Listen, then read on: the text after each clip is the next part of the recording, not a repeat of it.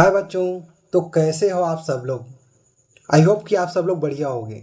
आज हम लोग अध्याय 1 जीवों का विकास एवोल्यूशन पढ़ने जा रहे हैं। देखो बच्चों, साइंस को एक सब्जेक्ट के रूप में सोचकर कभी भी मत पढ़ना। आप हमेशा उसे ये सोचकर पढ़ाई करो कि हम अपने आसपास के इन्वायरमेंट, जीव जंतु के बारे में पढ़ने जा रहे हैं। तभी आपको साइंस जैसे सब्जेक्ट पढ़ने में एकदम मजा आएगा। तो चलो हम लोग स्टार्ट करते हैं। 2 मिनट हम लोग डायनासोर के बारे में जान लेते हैं। यदि हम 2000 लाख से 600 लाख पूर्व की बात करें तो पृथ्वी पर डायनासोर जैसे जानवरों का राज था। एक छोटा डायनासोर लगभग 50 सेंटीमीटर का, तो बड़ा डायनासोर लगभग 40 मीटर का था। डायनासोर के समय में और उससे पहले कई प्रकार के पौधे पाए जाते थे, जिनमें से कुछ प्रकार के शैवाल, फर्न, मास, साइकस, किंगो आदि पौधे आज भी पाए जाते हैं। और चूहे जैसे स्तनधारी प्राणी भी तब भी थे और आज भी है। अब डायनासोर के खत्म होते होते विशालकाय हाथी जैसे स्तनधारी और अन्य जीव की संख्या बढ़ने लगा था। यदि हम आज देखें तो डायनासोर के युग के जीवों की कुछ प्रजातियां पाया जाता है, लेकिन डायनासोर नहीं पाया जाता। डायनासोर के समय में हम मनुष्य नहीं थे। अब हम बात करने वाले हैं जीवों का विकास। तो बच्चों, जीवों का विकास कोई ज्यादा कठिन शब्द नहीं है, एकदम इजी है। जीवों में होने वाले क्रमिक परिवर्तन को ही जैव विकास या जीवों का विकास कहते हैं। अब ये क्रमिक परिवर्तन क्या है? किसी जीव में होने वाले लगातार परिवर्तन को ही हम क्रमिक परिवर्तन कहते हैं, या क्रमागत परिवर्तन को ही क्रमिक परिवर्तन कहते हैं। तो इतना समझ आया कि जीवों का विकास क्या है। जीवों में होने वाले क्रमिक परिवर्तन को ही जीवों का विकास या जैव विकास कहते हैं।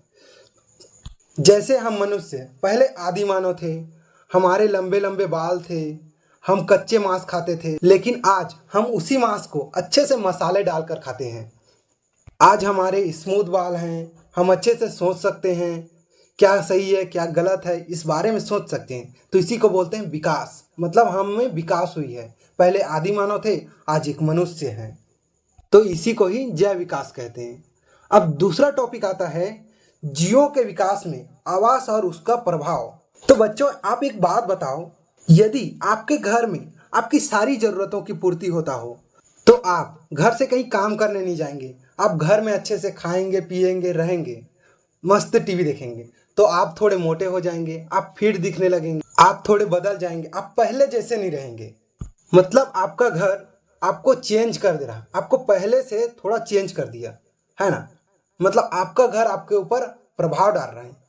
ठीक इसी प्रकार किसी जीवों के आवास में उसकी बुनियादी जरूरतों की पूर्ति होता हो, अर्थात भोजन, प्रजनन, सुरक्षा इत्यादि।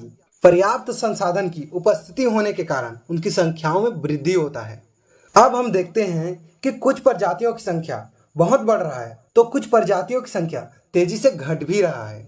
जैसा कि हमारे देश में बाघों की संख्या इतना कम हो चुका है कि बाघों की प्रजाति विलुप्त होने के कगार पर है, और हम मनुष्यों की संख्या इतना बढ़ गया है कि आज हमारे लिए घर की कमी हो गया है, मतलब आवास की कमी होने लगा है। वैज्ञानिकों का मानना था कि जनसंख्या में यदि अनियंत्रित रूप से बढ़ोतरी होगा तो खाद्य संसाधन पर्याप्त नहीं होंगे।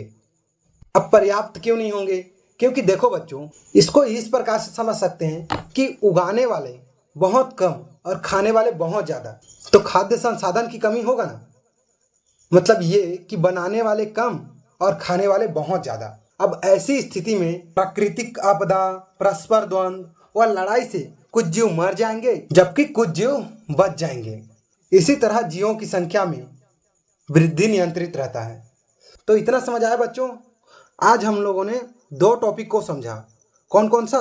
पहला जीवों का विकास और दूसरा जीवों के विकास में आवास का प्रभाव।